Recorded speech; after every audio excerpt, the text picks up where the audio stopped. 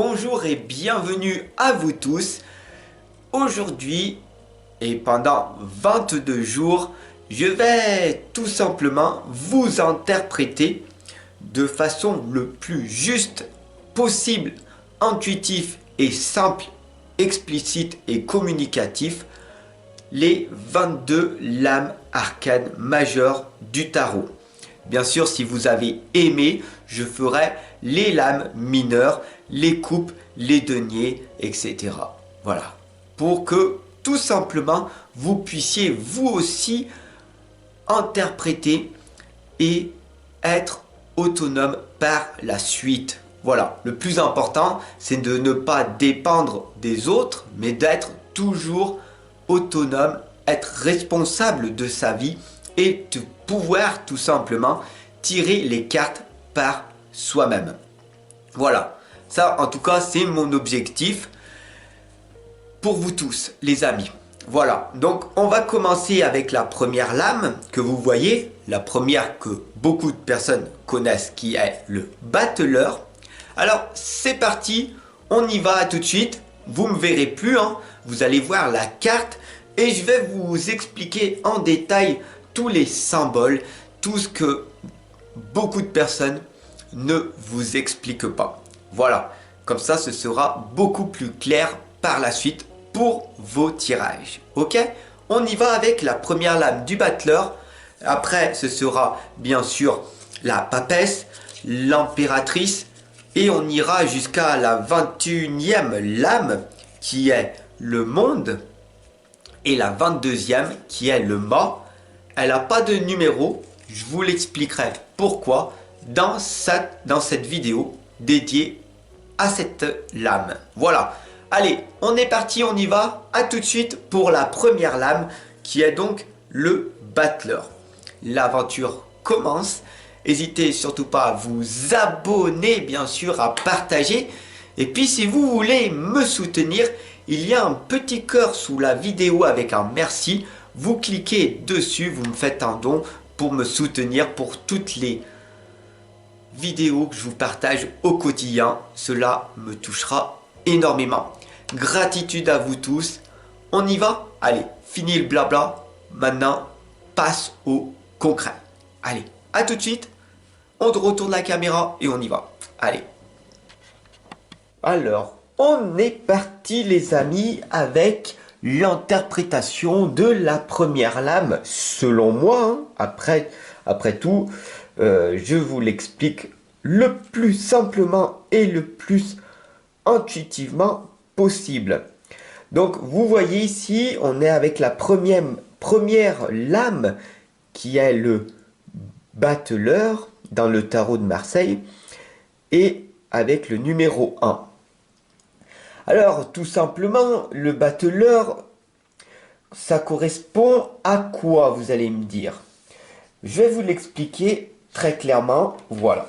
Ça correspond à l'aventure, l'engagement, à la naïveté, hein, tout simplement, de ce que il est. En gros, on pourrait dire aussi, tout simplement, que c'est une personne, comme vous voyez, hein, une personne de la foire, une personne qui est en train de faire des expériences, ses propres expériences, qu'il est en train de développer en fait, ses compétences, c'est l'aventure qui commence, un nouveau départ, et vous allez voir que tout prend sens. De la lame 1 du battleur, jusqu'à le mât, si je vous la présente, la dernière des lames, pour moi personnellement, qui est ici le mât. Vous voyez, c'est un commencement et la dernière des lames qui n'a pas de numéro, elle correspond tout simplement à l'aventure. Ça y est, il est prêt. Le battleur, il a fait des expériences. Il est passé jusqu'à la lame 21 du monde. Il a traversé toutes ses expériences, son vécu au niveau spirituel. Il s'est réalisé pleinement. Et donc du coup, il est assez fou, en fin de compte, de partir à l'aventure avec tous ces bagages. Vous voyez, c'est extrêmement parlant et je voulais vous l'expliquer très clairement euh, avec chacune des arcanes majeures. Si vous aimez, bien sûr, par la suite, je ferai avec les arcanes mineurs. Alors, c'est parti, on va voir dès à présent euh, tout simplement les symboles. Donc, comme vous voyez ici, on a une table. On a une table. Et ce qui est bizarre, c'est que cette table, elle a 3 pieds. Elle n'en a pas que 4. Alors, à votre avis, à quoi cela correspond? Je vais vous le dire, hein, et puis c'est tout simplement un avis personnel, hein, à force d'avoir étudié en permanence les livres sur le tarot, j'en ai fait cette déduction par moi-même. L'absence de ce quatrième pied, hein, selon moi, apparaît tout simplement dans de nombreux rituels traditionnels. Il faut vraiment que vous en preniez conscience. Le quatrième pilier est invisible. D'accord? Donc, en gros, d'une manière générale, la symbolique du pilier se rattache tout simplement à celle de l'axe du monde. Qu'est-ce que cela veut dire? Ça veut dire que, en fait, selon moi, encore une nouvelle fois, la quête de l'esprit en fait ouvert à la quête de la quatrième dimension et le désir profond de la réaliser font de l'homme un initié. Voilà ce que j'avais envie de vous partager à travers le symbole de la table. Il faut vraiment que vous compreniez que le symbole de la table, c'est un établi. D'accord? Euh, il y a sur cette table tout simplement des symboles qu'on va regarder par la suite, hein. Les éléments. Euh, Ici, on a un sac. On a ici 2 dés. On a un couteau avec un fourreau. On a aussi un gobelet rouge. Des pièces rouges. Ici et ici. Des pièces en or. Une aussi dans sa main. Un bâton. Voilà. Et puis ici, on a le chapeau.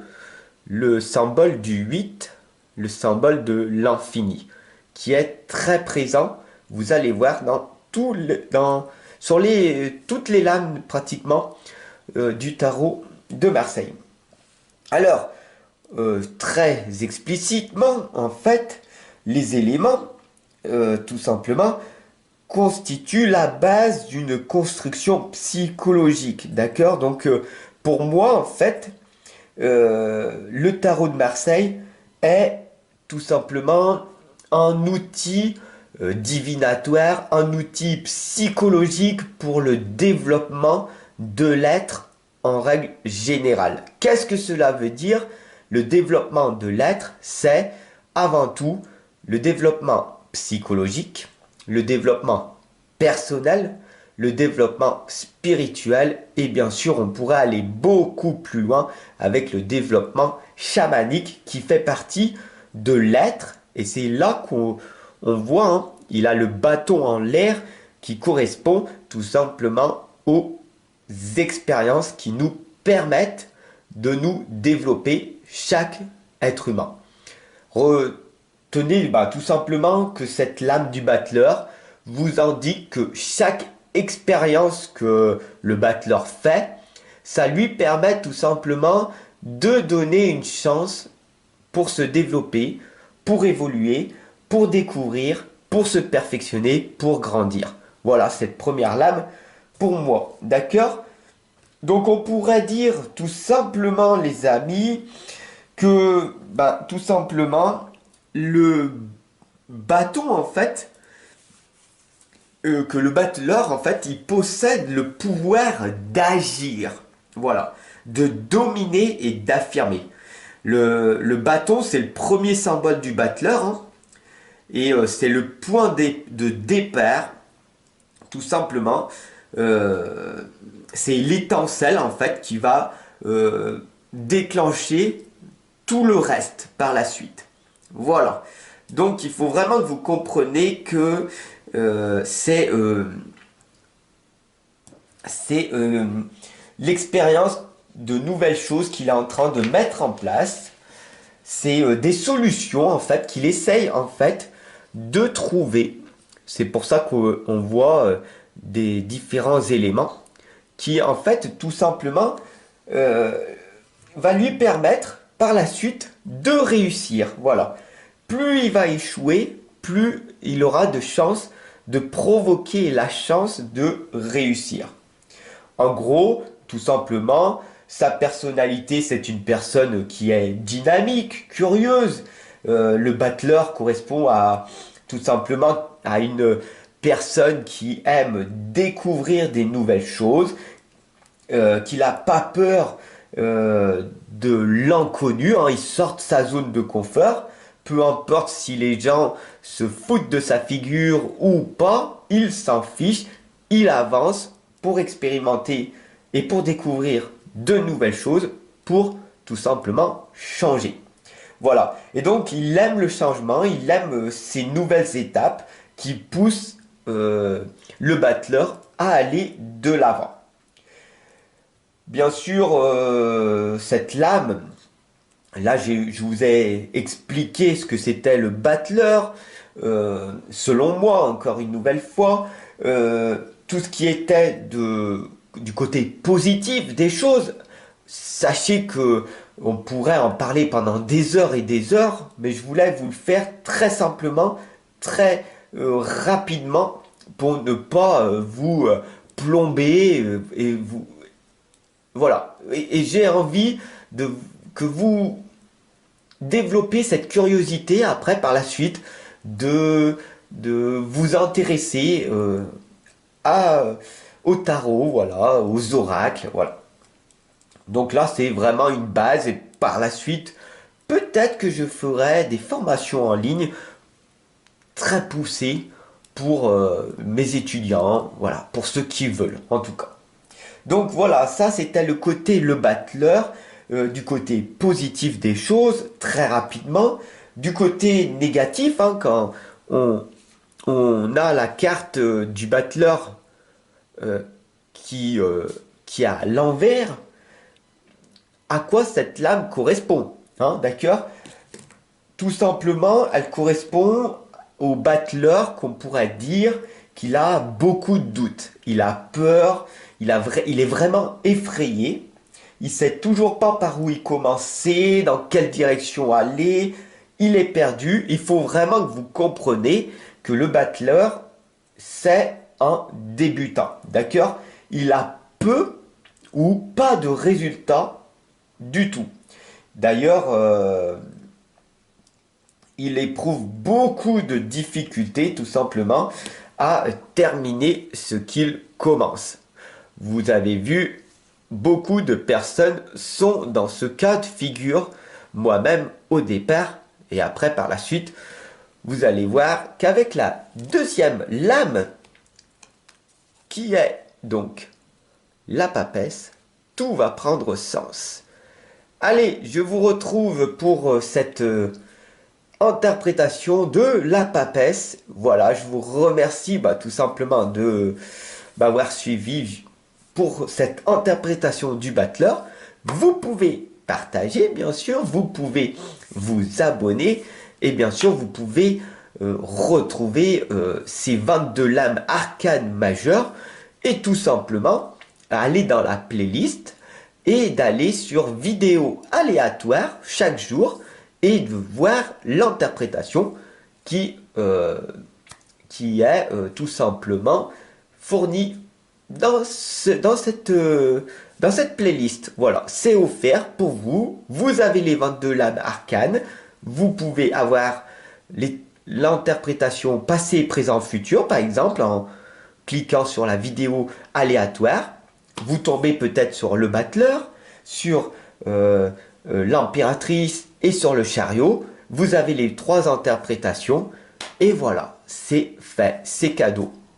Allez, je vous remercie de votre écoute et je vous retrouve tout de suite dans l'interprétation de la deuxième lame après le battleur qui est donc la papesse. Allez, à tout de suite pour la papesse.